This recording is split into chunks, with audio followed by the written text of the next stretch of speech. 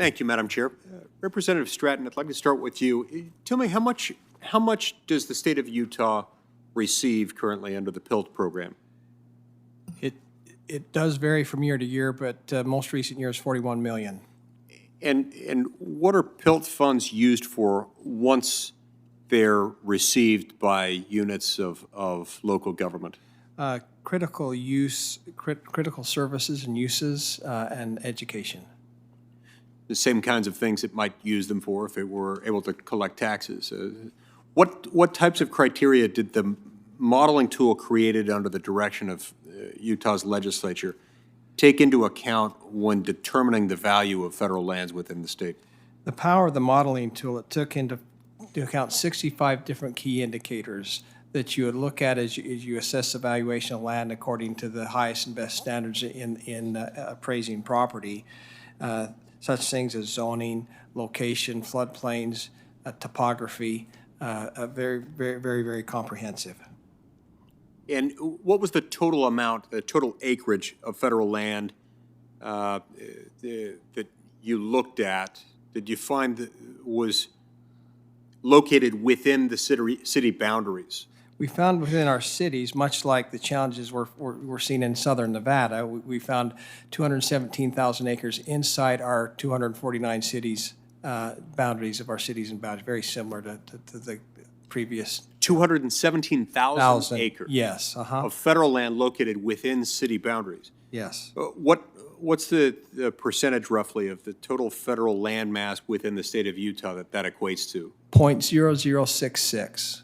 Less than 1%, a fraction of 1%. A tiny sum by comparison, and yet it's a large amount.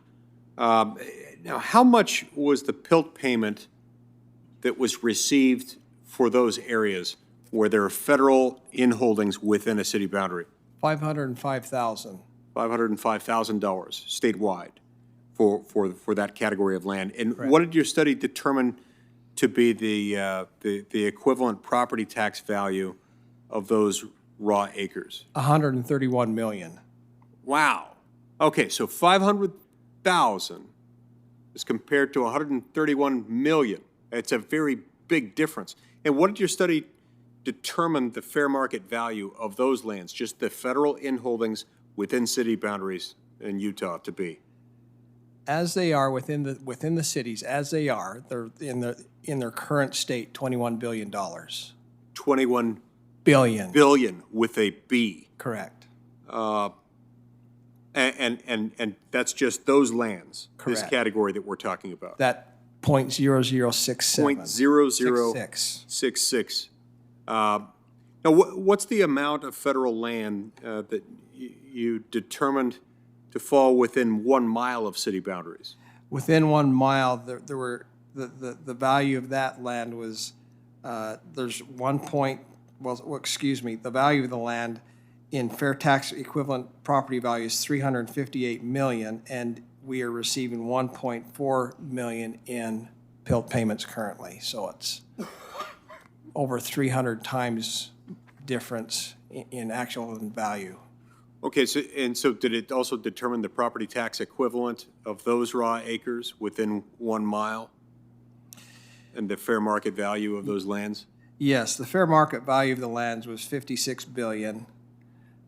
With a B. With a B, and the equivalent tax would be $358 million, and the current PILT payment is $1.4 million. And that, again, is a small fraction, less than 2% of the total lands within, public lands within our state. Okay, so if you take that sum, you're talking about $56 billion plus $22 billion.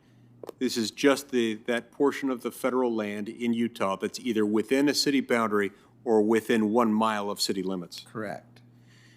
What's the lowest taxable property tax rate in the state of Utah? In Utah, the lowest taxable rate is unimproved recreational use.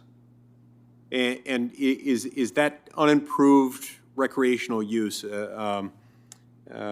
used to tax many acres in Utah? Is that fairly commonly applied? It is commonly applied. There's many non-aggregarian uses that would be the applicable tax. So at that rate, that lowest rate, what does the equivalent property tax amount for all federal lands in Utah come to at the moment? It's a multiple of 5 times of the 41 million. So at the lowest tax rate, it would be close to 200 million. Close to $200 million. How does that compare to Utah's current PILT payment?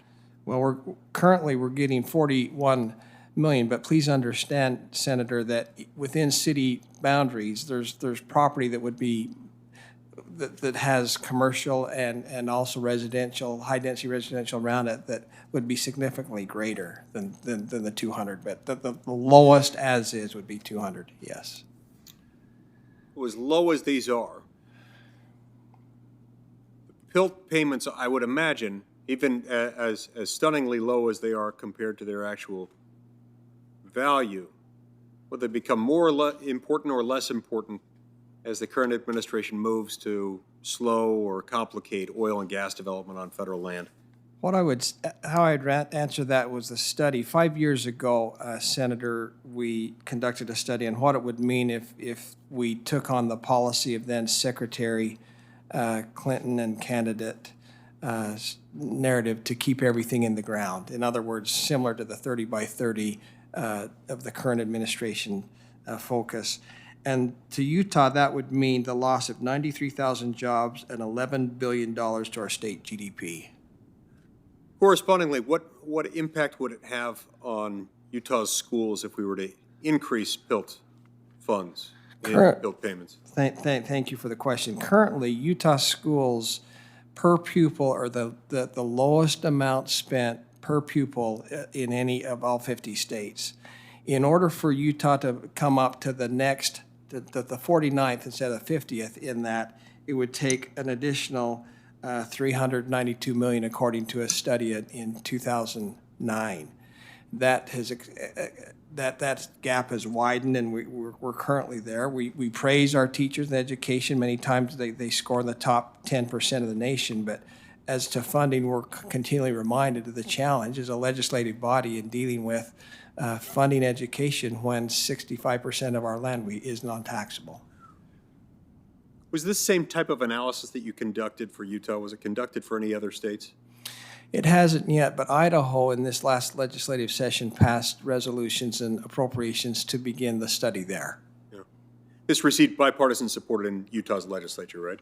Unanimous, bipartisan. And now in Ms. Culver's testimony, she says that the program outlined by the MORE PILT Act will be, quote, too challenging to develop. In your experience, was this program too big of a challenge? What I would say, as I understand the comment, because as we looked at it 2 years ago when we began this, we really didn't understand the capacity and strength of technology today. And so we got into it, and I would say we have nailed we have shown that a comprehensive analysis is certainly available given the technological advancements we have today, and absolutely feasible with a surprisingly, even shockingly de minimis cost to doing so. Thank you, Representative Stratton.